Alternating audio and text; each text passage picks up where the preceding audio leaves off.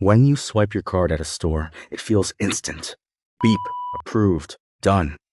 But here's the truth most people don't realize. Your money doesn't actually go to the store at that moment. Not even close. What really happens is way more interesting and honestly, kind of wild. Behind that one simple swipe is a system involving multiple banks, payment networks, risk checks, temporary promises, delayed settlements, and fees quietly getting sliced off along the way. And none of it is visible to you. That's why refunds take days. That's why some stores prefer cash. And that's why banks and card networks make billions without selling a single product. By the end of this video, you'll understand exactly where your money goes after you swipe a card, who touches it, who takes a cut, and why this system even exists in the first place. And once you see it, you'll never look at card payments the same way again, because you'll realize you're not really paying with money in that moment.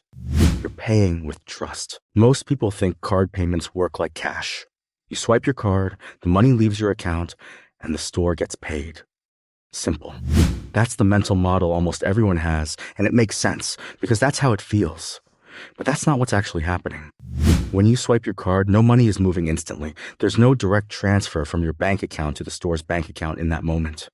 Instead, what happens is closer to an IOU system. Your bank is basically saying, "We trust this transaction, we'll handle the money later." That approved message isn't proof of payment. It's permission. Permission for the store to give you the product before the money officially settles. This misunderstanding exists because the system is designed to feel instant, even though it isn't. Speed creates confidence, and confidence keeps people using cards. Once you separate approval from actual payment, the entire system starts to make sense, including delays, fees, and reversals. Let's slow down the moment you swipe your card. In the first 1 or 2 seconds, your card information is sent to your bank through the payment network. Your bank quickly checks a few things. Do you have enough balance or credit? Is this transaction suspicious? Does it match your spending pattern? If everything looks fine, your bank sends back an approval. That's it. No money has moved yet.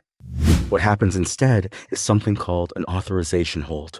Your bank temporarily locks that amount so you can't spend it again somewhere else. Think of it like your bank putting a sticky note on that money saying reserved. This is why your balance might drop immediately, even though the payment hasn't officially gone through. The speed of this step is intentional. If approvals took minutes, card payments would be unusable. So banks optimize this part for speed, even though the real money movement happens later. One card swipe might feel like a simple interaction between you and a store, but behind the scenes, there are multiple players involved. First, there's you, the cardholder, then the merchant, the store you're buying from, then your bank, called the issuing bank, then the store's bank, called the acquiring bank. And sitting in the middle is the card network, like Visa or MasterCard. Each one has a specific role, and none of them are there by accident. Your bank manages risk and trust. The store's bank manages settlement. The card network manages communication between all of them. This layered structure exists because money at scale needs coordination. You're not paying one store, you're participating in a global system that works across countries, currencies, and millions of transactions per second. Understanding this lineup is important because every delay, every fee, and every rule comes from one of these players doing their job. Once you know who's involved, the rest of the system becomes much easier to follow. Your bank is the most important player in this entire process. When you swipe your card, your bank is the one taking the risk. They're essentially saying, "We'll pay on your behalf right now, and we trust that we'll get the money back from you." If fraud happens, your bank often eats the loss. If you dispute a charge, your bank handles it. That's why they care so much about approvals and spending patterns. This is also why banks make money from card usage. They're not just providing convenience, they're providing credit, protection, and trust. In credit card transactions, your bank is floating money for you. Even with debit cards, they're guaranteeing payment before final settlement. That's a powerful position, and it's why banks charge interchange fees and earn interest on credit balances. So when you swipe your card, your bank isn't just watching, it's actively backing the transaction with its balance sheet. Card networks like Visa and MasterCard are often misunderstood. They don't lend you money, they don't approve your transactions, and they don't deal directly with stores. What they do is run the infrastructure. They build and maintain the roads that allow payment information to travel securely and quickly between banks. Every swipe travels through their system. And for providing that connection, they charge a small fee on each transaction. That might sound tiny, but when you're processing trillions of dollars every year, tiny adds up fast.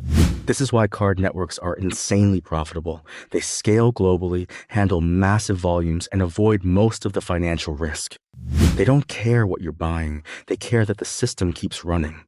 Without card networks, banks would need individual connections with every merchant bank in the world.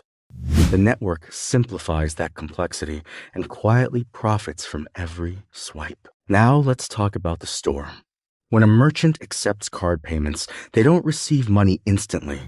Instead, their bank collects approved transactions throughout the day and settles them in batches. This is why a store might close at night, but the money shows up 1 or 2 days later. The merchant's bank waits for confirmation that all transactions are valid, subtracts fees, and then deposits the remaining amount into the store's account. This delay helps manage fraud, chargebacks, and disputes. It also allows the system to reconcile millions of transactions efficiently. It's also why refunds take time. Reversing a transaction isn't just sending money back, it means unwinding part of this settlement process. So when a store says refunds take 3-5 business days, that's not laziness. That's how the system is built. Every time you swipe your card, a small percentage of the transaction disappears into fees. These fees are split between multiple players. A portion goes to your bank, the interchange fee, for taking on risk and providing credit. A portion goes to the card network for running the system, and a portion goes to payment processors that handle the technical side for merchants. On average, these fees add up to around 2 to 3% per transaction. That might not sound like much, but for businesses operating on thin margins, it's huge. That's why some stores prefer cash or charge extra for card payments. The important thing to understand is that these fees aren't random. They pay for fraud protection, global acceptance, speed, and convenience. When you swipe your card, you're not just buying a product. You're paying for an entire financial machine to work smoothly in the background. Cash works very differently. When you pay with cash, the transaction is instant. No delays, no networks, no settlement periods. The store gets paid immediately. But cash comes with its own problems. It can be stolen, it can be counterfeit, and it doesn't scale well in a digital world. Cards, on the other hand, are slower and more expensive, but they offer protection. Fraud can be reversed, disputes can be filed, spending can be tracked. That's the trade-off. Businesses choose cards for convenience and customer trust, even though it costs them more. Customers choose cards because they feel safer and easier. Neither system is perfect. They're optimized for different priorities. Understanding this comparison helps explain why the card system is complex. It's designed to balance speed, security, and scale. This entire system exists for one reason: trust at scale. When millions of people buy things from millions of businesses every day, you need a way to move value without everyone knowing each other. Card payments solve that problem.